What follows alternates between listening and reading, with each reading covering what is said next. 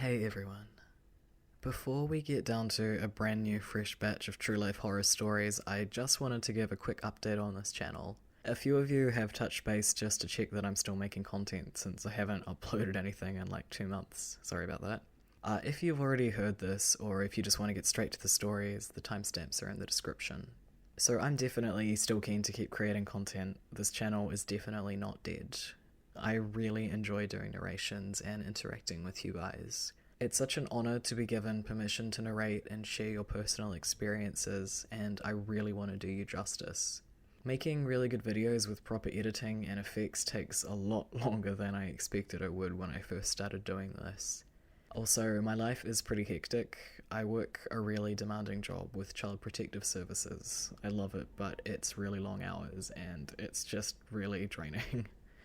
I'm also engaged to someone who is massively out of my league, and I had a huge surgery in June and I'll need more in January, which is always a lot of fun.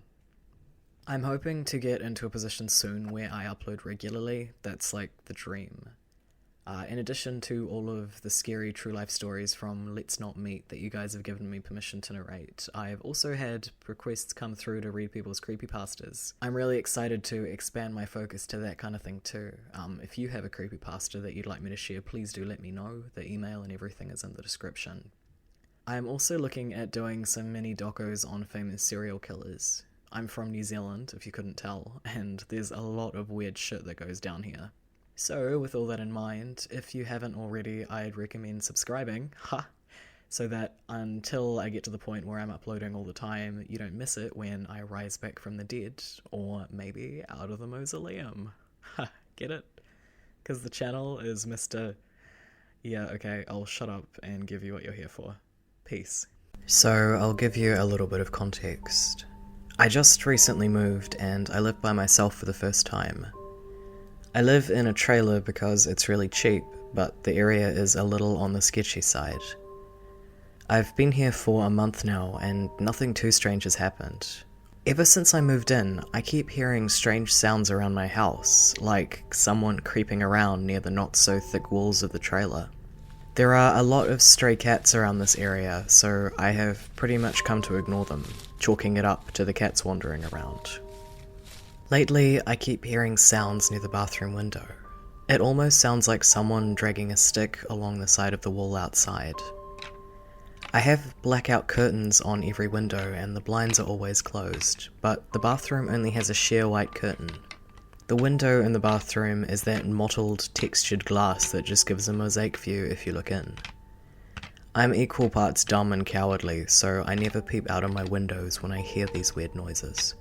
About a week ago, someone started banging on the door, and this was like, banging frantically. This is where me being a fucking dumbass factors in. I debate answering the door, but then the banging suddenly stops.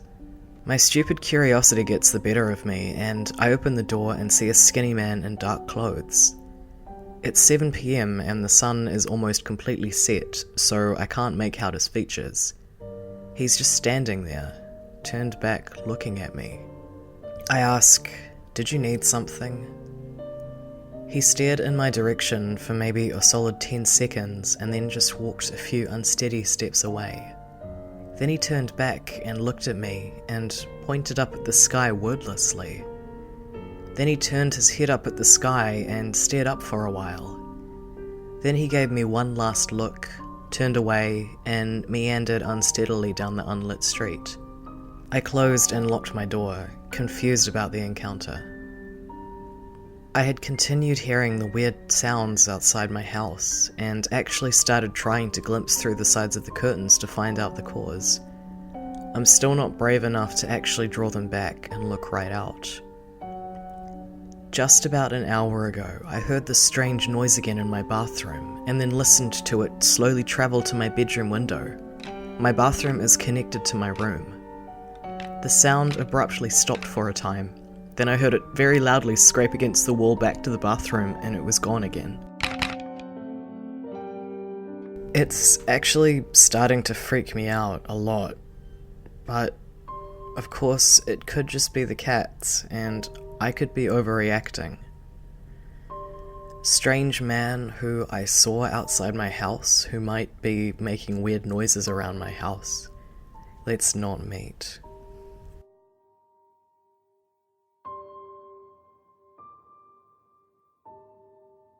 So this happened to me on Thursday, April 25 this year, and I still can't shake off how terrifying and strange it was.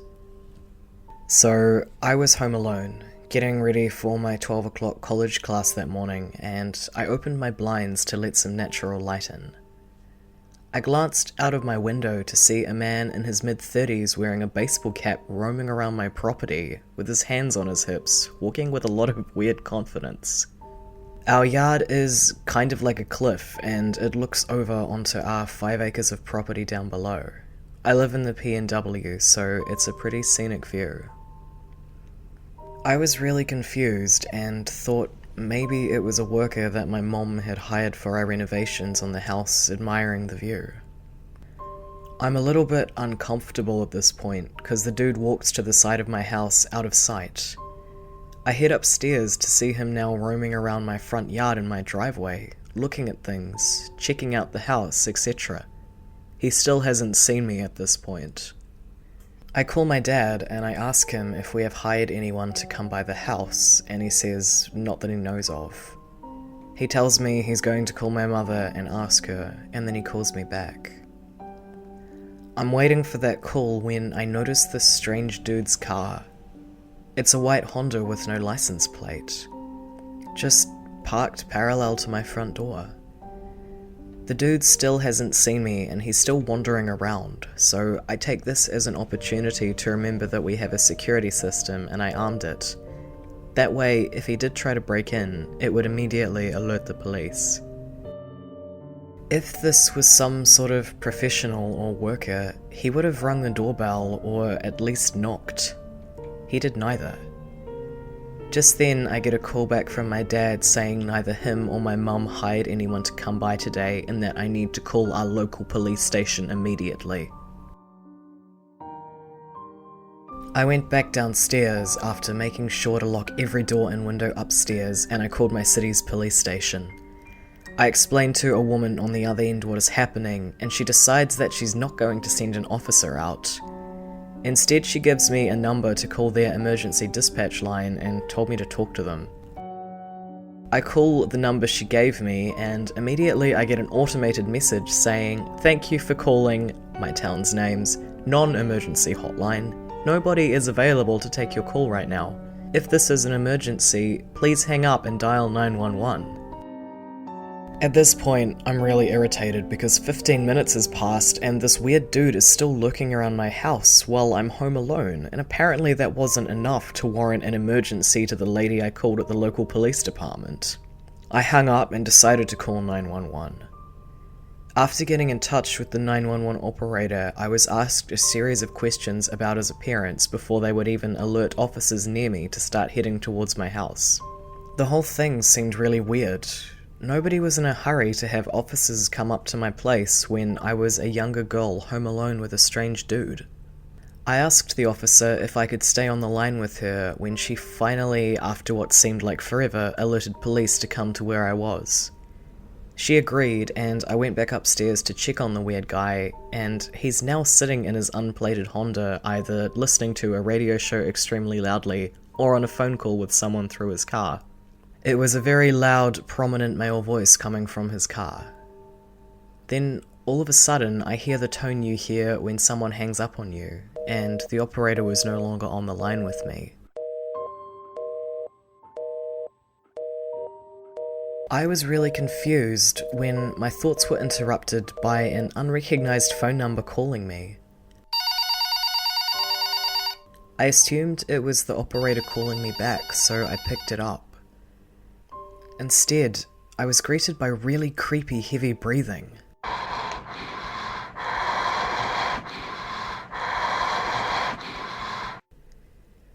I'm not sure whose it was, but it really freaked me out. I hung up immediately and dialed back 911. I had been pretty calm up to this point, but that phone call put me in panic mode. I got on the phone with another operator who already knew my situation and address before I could explain it to her. She said the cops were on their way. 20 minutes had passed at this point. The dude is still here in his car, and the cops aren't. Keep in mind, I live in a smaller town, so there is no reason why it took the cops as long as it did to come down. Finally, this dude is leaving my driveway right as the cops pull in, and they stop and ask him a few questions. A cop then comes to my door and hands me a really sketchy looking flyer and says, "It was just a landscaper. He said he had an appointment." I was really relieved and irritated that it was just a dude my mum had hired, until I realized it wasn't. I called my mother back and said, "The cop said it was just a landscaper that you hired and that he had an appointment." My mother replies with, "I can assure you we never hired a landscaper. We don't even need one."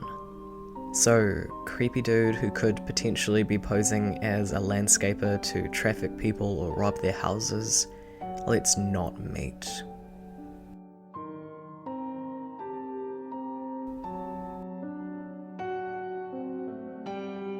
Sorry, I'm on mobile and I'm drinking as usual, so just accept any typos. I finally had a place all to myself. I lived in Austin and I always had roommates or lived with a roommate. I broke up with my boyfriend and got a place to myself. I went to my parents for Christmas and had a major surgery when I came back, so I went back to partying on downtown every night after work. I had a usual routine of coming home at 2 AM, hopping in the shower, putting on my pajamas, a face mask, hair still in a towel, and then I'd wrap up in a blanket and watch murder mysteries or alien conspiracies on TV for a couple of hours. At that point, I was usually still pretty high off the night. One night, I just felt something was off, and I looked up from the TV.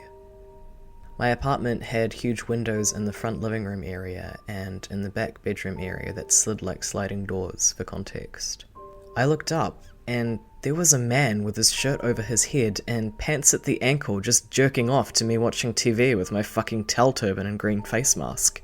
I stood up and told him to fuck off and laughed. He ran away and tripped over his pants. I thought nothing of it because you know what they say, keep Austin weird. A few nights later, he was back, so I opened the door and yelled at him. 3 nights after that, he came back again. This time I called the police. They came out and he obviously wasn't there, but they took my description of naked wanking man. A few nights later, he's back again. I called the police and my friend / co-worker who obviously doesn't believe me. This pattern continues for 2 months. Every few days, this guy would show up, the police were annoyed with me, and they actually put a cop car outside my apartment for 2 weeks. The guy clearly was not going to come with the cops right outside, so the cops eventually were like, well, sucks for you. Happens again, and they bring out the helicopters over my neighborhood looking for naked wanking dude. None of my friends believe me, and I don't think the cops do either. The only person who believes me is my neighbor in the army, who takes me to buy a security camera that we have nowhere to put because the window is a little too reflective on the camera. So, now I have this pattern of calling cops, neighbors, friends, co-workers who all think I'm making this up every 3 nights or so. My apartment complex said I could leave if I felt like I'm in danger, and I genuinely did not think I was in danger. I was just super annoyed that this guy is tugging his balls to me in a green face mask during my downtime at 2 AM. Well, I eventually gave up on everyone believing me, besides my neighbor, who had a sister that had a stalker once. That night, I'm back from partying, so I do my usual routine and I turn on Ancient Aliens. I'm half asleep on my couch when I hear a noise from the bedroom. So I slowly sit up and listen. There's a sliding noise.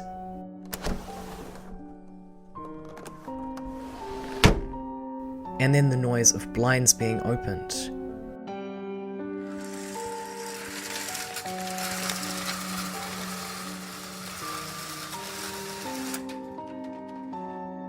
I stand up, and thankfully the kitchen drawer with knives was literally part of the hallway, so I just start tossing knives down the hallway towards the window. I was yelling, "What the fuck? Why me?" I finally look at the guy in the window, my naked wanking dude, and he's just staring at me in shock as if I'm the crazy one, as if I shouldn't be throwing knives at him. And then we had a short staring contest before my neighbour came running downstairs, busting through the door like a fucking Avenger, and the guy ran off. I rang 911 on the phone, and the neighbour was on the phone with my family, telling them to send me back to Dulles and any place that isn't on the first floor ever again. I had to do a lineup at the police station. I picked the guy out, but there was no proof it was him, and I was back in Dulles. I eventually went on with my life, and then one day I was watching the news with my brother. The Austin bomber was on TV. And there he was, my naked wanking dude. Let's not meet. Also, I'm never living on the first floor again.